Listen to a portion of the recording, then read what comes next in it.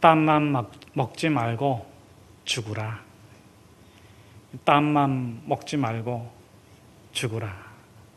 감옥에 있는 아들에게 엄마가 이런 말을 할 수 있을까요? 감옥에 갇힌 아들에게 이런 말을 하는 엄마가 있겠습니까? 아들이 미우면 할 수 있을까요? 아들이 흉악한 범죄를 저질렀기 때문일까요? 아닙니다. 아들이 의로운 일을 했습니다.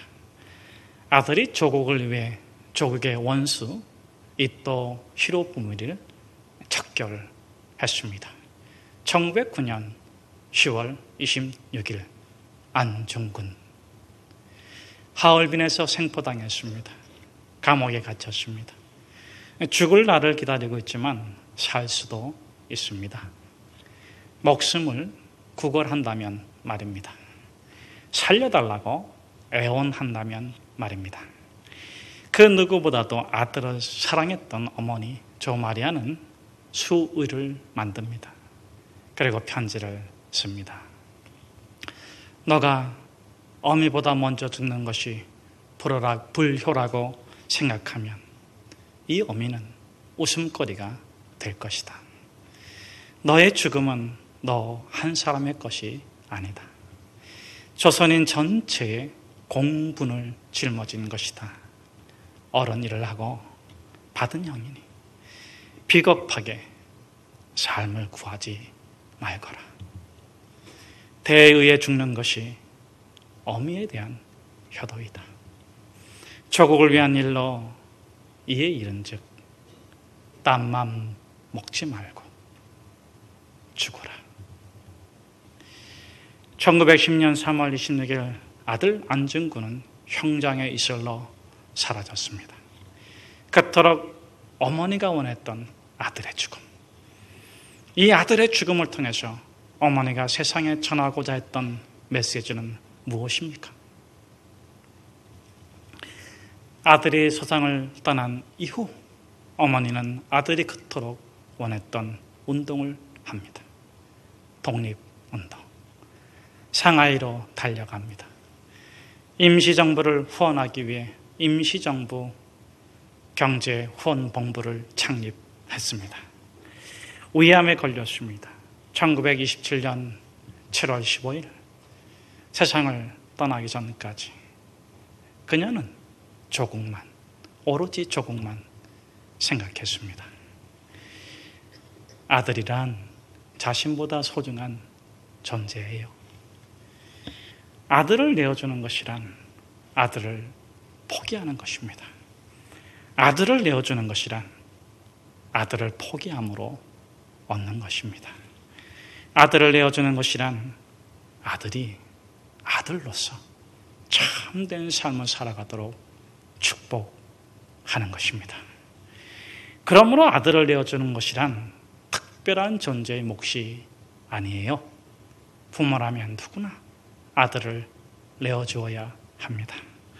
아들을 내어줌으로 얻고 아들이 아들로서 진리의 삶을 살아가도록 축복해야 합니다. 성경에 보면 아들을 내어줌으로 얻고 아들을 포기함으로 아들이 아들로서 평생 하나님과 동행하도록 축복한 부모들이 나옵니다. 흥미로운 공통점은 이들은 자신보다 소중한 아들을 포기함으로 아들을 다시 얻고 아들을 통하여 부모의 삶이 구원을 받았다는 데 있습니다. 이삭은 아브라함의 아들입니다. 100세에 얻은 아들이죠. 생명보다 더 귀합니다. 그런데 어느 날 하나님께서 아브라함아, 아브라함아, 너의 아들 이삭을 제물로 바치라 합니다. 아브라함아, 너는 오래 살았으니 너가 제물이 되어라. 그렇다면 이해가 될 것입니다. 그런데 어린 아들 이삭을 제물로 바치라 합니다. 여러분 같으면 어떻게 하시겠습니까? 아들 이삭이 불치의 병에 걸려 있다면 바치시겠습니까? 아들 이삭이 고칠 수 없는 장애를 갖고 있다면 그렇다면 바치시겠습니까? 결코 그럴 수 없을 것입니다. 하물며 아들 이삭은 곱습니다. 아리따웁습니다. 무엇보다도 아브라함의 기업을 물을 자입니다. 만일 아들 이삭이 죽으면 아브라함의 기업은 더 이상 아브라함의 기업이 되지 못합니다. 아브라함은 홀홀 단신입니다. 젊어서 본토 고향 친척 아버지 집을 떠나왔습니다. 눈물을 뿌리며 억적같이 일을 해서 큰 기업을 일구었습니다. 소가 천천히요, 양이 만만입니다. 자신은 죽어 하나님께로 돌아가겠지만 일평생 일군 이 큰 기업, 아들이 아들에게 이어져 가야 합니다.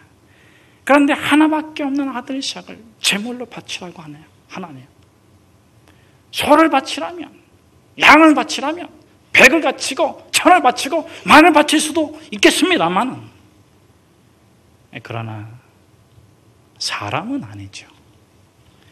사람은 결코 제물이 될 수가 없습니다. 이제까지 하나님은 단 한 번도 사람을 제물로 바치라 하신 적이 없습니다. 그런데 어찌 하나님 이렇게 말씀하시는 겁니까? 아들 이삭을 제물로 바치라니요. 아무리 이해하려 해도 이해할 수 없습니다. 그러나 하나님의 말씀입니다. 그러나 아브라함은 순종하기로 결단합니다. 아침에 일찍 모리아산에 올라갑니다. 아들 이삭을 제단에 놓입니다. 큰 칼을 높이 들어 힘차게 내려칩니다. 그 순간 아브라함아, 아브라함아, 너 아들 이삭에게 손대지 마라. 아브라함이 눈을 들어보니 어린 양이 나뭇가지에 걸려 있습니다. 아브라함이 그 양을 제물로 삼아 드렸습니다. 여러분, 이것이 무엇입니까? 테스트입니다. 하나님의 테스트입니다. 우리가 이해할 수 없고 도무지 이해하지 못하는 일을 통해 종종 하나님은 우리의 믿음을 테스트하십니다. 우리가 무엇을 더 사랑하는가, 그것을 깨닫게 해주기 위해서 하나님께서 테스트하는 것입니다. 왜냐하면 사람은 더 강한 것을 믿는 것이 아니라 더 사랑하는 것을 믿기 때문입니다. 아브라함이 더 사랑하는 것은 무엇일까요? 아들 이삭일까요? 하나님인가요? 아브라함이 말씀대로 아들 이삭을 키울 수 있을까요? 아브라함이 세상의 기업이 아니라 믿음의 기업을 아들 이삭에게 물려줄 수 있겠습니까? 아브라함이 아들 이삭보다 하나님을 더 사랑한다면 할 수 있을 것입니다. 우리는 어렵고 힘들 때는 하나님께 부르짖습니다. 하나님께 간구합니다. 하나님이 우리로 하여금 고난의 강을 건너게 하시고 환난의 광야를 지나게 하시고 젖과 꿀이 흐르는 땅으로 인도해 주십니다. 그런데 가나안 땅에 들어와서는 어떻습니까? 광야처럼 부르짖습니까? 고난의 강을 건널 때처럼 기도합니까? 오직 믿음으로, 오직 기도로, 오직 말씀으로 살던 사람이 몸이 편해지고 마음이 편해지면 눈에 보기 좋은 것만 봅니다. 귀가 거만해지고 눈이 높아집니다. 듣기 좋은 말만 골라서 듣고 먹기 좋은 것만 골라 먹습니다. 자기 하고 싶은 일만 하면서 이것을 가져와라 저것을 가져와라 떵떵거립니다. 하나님 중심으로 살던 사람이 어느 한순간 자기 중심의 사람으로 변질돼 버리고 맙니다. 이런 사람의 특징이 무엇입니까? 자신은 하나님의 말씀대로 살면서 자기 아들들을 하나님 말씀과 상관없이 있는 사람으로 키운다는 데 있습니다. 여러분, 엘리의 두 아들 홈리와 비느하스를 기억하십니까? 그들이 그랬습니다. 엘리는 제사장인데 성전에서 제물을 드리는데 그 제물을 두 아들이 훔쳐 먹습니다. 엘리가 이 일을 다 알면서 모르는 척합니다. 눈 감아줍니다. 용서해 주는 것일까요? 잘 되기를 바라는 것일까요? 자기는 어렵고 힘들어도 두 아들은 편히 먹고 살기를 바라는 것입니까? 하나님 말씀대로 행할 때 모든 것이 합력해 선을 이루는 하나님의 방법으로 온전케 되는 것입니다. 모세의 부모는 모세가 태어날부터 알아봤어요. 이스라엘 민족을 구원할 자이구나. 그런데 아들은 죽여야 했습니다. 다행히 산파들이 봐줬어요. 석 달을 감춰 키웠습니다. 너무 아름다워.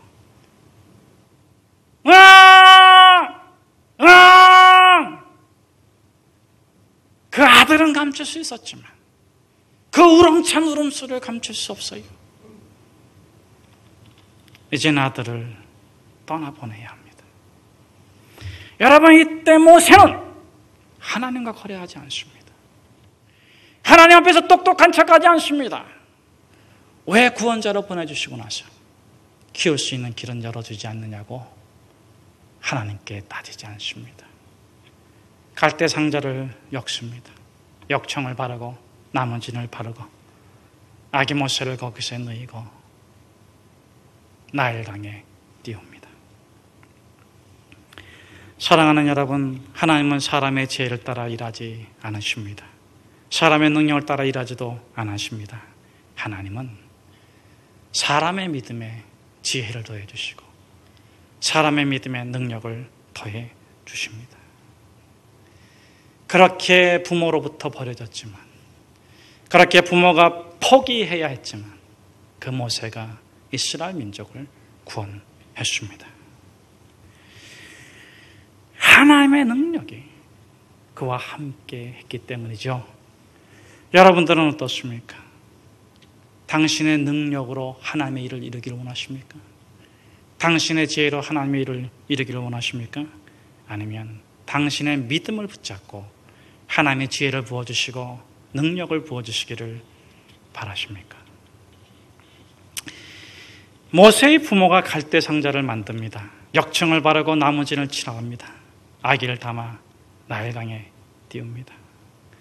이렇게 아들을 떠나보내면서 이 모세의 부모가 부르짖는 기도는 무엇입니까? 아브라함의 아들 이삭을 제단 위에 올려놓고 높이 칼을 들면서 부르짖는 기도는 무엇입니까? 비록 이빠가 잘못했지만 문안동녀 외딸을 제단에 드리면서 그가 간절히 무엇을 바랐겠습니까?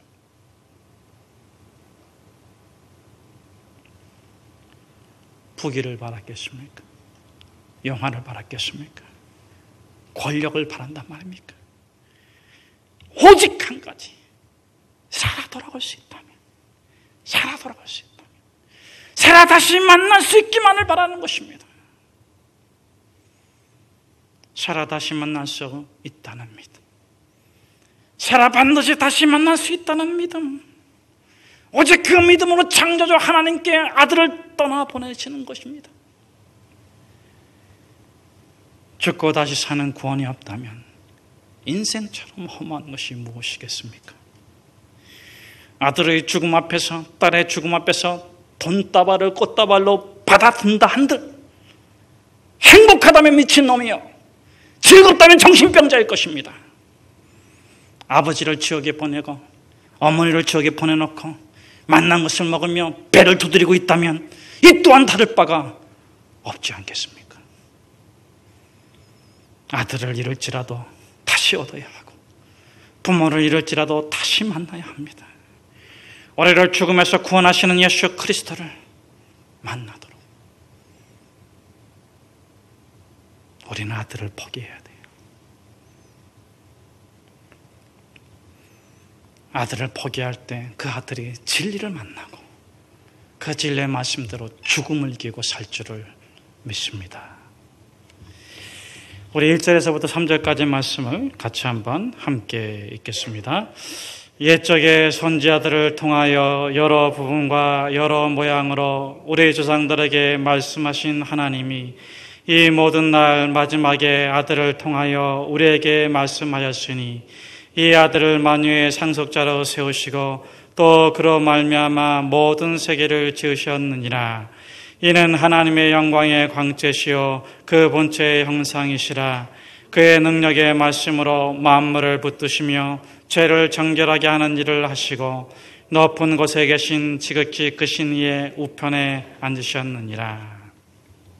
히브리서는 서신서입니다. 서신은 편지이죠. 편지는 인사말을 먼저 씁니다. 성경에 있는 모든 서신도 인사말을 먼저 건네요. 그런데 이 히브리서에는 인사말이 없습니다. 왜 그럴까요? 그만큼 히브리서를 받는 그리스도인들의 삶에 문제가 컸다는 거예요. 두 가지 당면한 큰 문제가 있습니다. 첫째, 왜 예수님이 빨리 재림하지 않으시는가? 둘째, 왜 고난은 끝나질 않는가? 히브리서가 쓰여질 당시가 신학자들의 추정으로는 130년경입니다. 예수님께서 죽으신 지 한 100년이 지났어요. 초대교회 성도들은 예수님이 금세 올 줄 알았어요. 당장 올 줄 알았어요. 그런데 예수님께서 오시질 않아요. 고난이 있고 아픔이 있고 괴로움이 있고 고통이 있고 어려움이 있고 힘듦이 있어도 조금만 참자. 예수님 오시면 이게 다 끝나는데. 그런데 30년을 참아도 안 되네요. 60년을 참아도 안 되네요. 100년을 참아도 안 돼요. 회의에 빠집니다. 도대체 믿음이란 뭔가? 왜 그리스도인들은 손해봐야 되는가? 왜 그리스도인들은 예수님 때문에 고난받아야 되는가? 희생하고 섬기고 양보하고 배려하고 뒤로 물러 앉아있는 것이 모두 다, 그 선함이 모두 다 괴로움으로 다가와서 견디기 어려울 때 이 히브리서가 쓰여진 거예요. 예수님이 언제 재림하실까? 이 말씀을 하지 않습니다. 고난이 언제 끝나는가? 여기에 대한 대답을 하지 않으십니다. 왜 하나님이 이 모든 날 마지막에 아들로 말씀하시는가? 3절 말씀에는 그 아들이 하시는 일이 세 가지가 기록되어 있어요. 우리 한번 3절 말씀을 다시 한번 함께 읽겠습니다. 이는 하나님의 영광의 광채시요 그 본체의 형상이시라. 그가 그의 능력의 말씀으로 만물을 붙드시며 죄를 정결케 하시는 일을 하시고 높은 곳에 계신 지극히 크신 이의 보좌 우편에 앉으셨느니라. 부활하신 예수님이 하시는 일은 세 가지입니다. 첫째, 만물을 붙드신다. 세상은요, 망해도 벌써 여러 번 망했어야 돼요. 근데 망하지 않아요. 왜? 예수님께서 만물을 붙들고 계시기 때문에. 왜 붙들고 계십니까? 아직 구원받을 자가 남아있기 때문입니다. 둘째, 부활하신 예수님께서 하시는 일이 무엇입니까? 죄를 정결케 하십니다. 그리스도인들은 예수 그리스도의 보혈을 믿음으로 깨끗함을 입었지만 삶을 살아가면서 모순 가운데 죄를 짓고 원하든 원치 않는 죄 속에서 죄에 씨름하며 살아가고 있습니다. 예수께서 죄를 정결케 하십니다. 세 번째는 무엇입니까? 높은 곳에 계신 지극히 크신 이의 보좌 우편에 앉으셨다. 부활의 첫 열매가 되셨습니다. 반드시 부활은 올 것입니다. 그러나 그때를 알 수는 없습니다. 오직 때와 기한은 하나님께 맡겨두셨습니다. 그렇다면 예수님께서 더디어 오시고 고난에 있는 이 현장 가운데 있는 성도들이 어떻게 살아가야 되겠습니까? 오늘 히브리서는 이렇게 말씀하고 있습니다. 왜 하나님이 아들을 통하여 이 모든 날 마지막에 말씀하셨는가를 바라보라. 옛적에 선지자들 통하여 여러 부분과 여러 모양으로 우리 조상들에게 말씀하신 하나님이 이 모든 날 마지막에 아들을 통하여 말씀하셨다는 것이에요. 여러분, 아들이란 무엇입니까? 첫째, 멈출 수 없는 하나님의 사랑입니다. 가장 소중한 아들을 내어줬는데 그 아들을 십자가에 못 박았는데 어찌 너희를 구원하지 아니며 어찌 너희를 돕지 아니며 어찌 너희와 함께하지 아니하겠는가? 반드시 하나님께서 저와 여러분들을 예수 그리스도의 부활의 영광에 이르게 할 줄로 믿습니다. 그렇다면 현실의 이 어려움과 고난과 문제 가운데서 주시는 메시지는 무엇입니까? 아들을 만지라. 아들을 바라보라. 어느 그 아들이 뭡니까? 그 영광의 광채이고 그 영광의 본체요. 아들은 말씀입니다. 말씀을 묵상하고 말씀을 만지고 말씀을 바라보면서 하나님께서 이 아들과 함께 우리가 어떻게 하기를 원하세요? 동행하기를 원하는 것입니다. 저는 다른 종교를 비판하거나 비난할 마음은 없습니다. 그러나 사실을 말하고는 싶습니다. 조계종의 종종으로서 산은 산이고 물은 물이다. 1981년 등단하면서 법어를 남긴 모든 사람들이 존경하는 성철 스님, 여러분 그분의 유언을 아십니까? 그는 8년 동안 정자 수행을 해서 유명하죠. 정자 수행이라는 것은 앉아서 지내는 것입니다. 잠도 앉아서 자는 거예요. 예. 그가 그렇게 8년 동안 정자 수행을 마치고 나자 많은 사람들이 그를 존경했습니다. 그는 자신의 30년 수행 삶을 돌아보면서 이렇게 말했습니다. 30년 전에는 산은 산이고 물은 물이다 말했지만 10년 수행하고 났더니 산은 산이 아니고 물은 물이 아니더라. 또다시 수행하고 났더니 산은 산이고 물은 물이다. 이 말을 깨닫는 자는 나와 같은 경지에서 득도한 자로 알겠노라. 이런 말을 남겼던 사람입니다. 그런데 그가 생의 마지막 날에 자신의 모든 득도한 것을 깨달아서 유언을 남기는데 제가 소개해드리겠습니다. 내 죄는 산보다 높고 바다보다 깊은데 내 어찌 감당하랴. 내가 80년 동안 포기한 것은 헛것이로다. 우리는 구원이 없다. 죄값을 해결할 자가 없기 때문이다. 딸 필희와 54년을 단절하고 살았는데 아마 또 딸이 있었던 것 같습니다. 다 정리하고 들어왔던 것 같아요. 딸 필희와 54년을 단절하고 살았는데 임종시에 찾게 되었다. 필희야, 내가 잘못했다. 내 인생을 잘못 선택했다. 나는 지옥에 간다. 여러분, 그가 산은 산이고 물은 물이고 산은 산이 아니고 물은 물이 아니고 산은 산이고 물은 물이라는 그 득도의 경지를 깨달았다 한들 그의 마지막 고백은 죄를 해결할 수 없구나. 자신의 가장 사랑하는 딸에게 미안하다. 나는 지옥에 간다. 그러고 갔어요.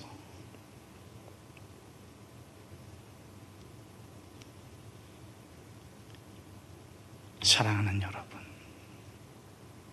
예수 그리스도를 만나지 못한 삶의 집합체입니다. 예수 그리스도를 만나야 합니다.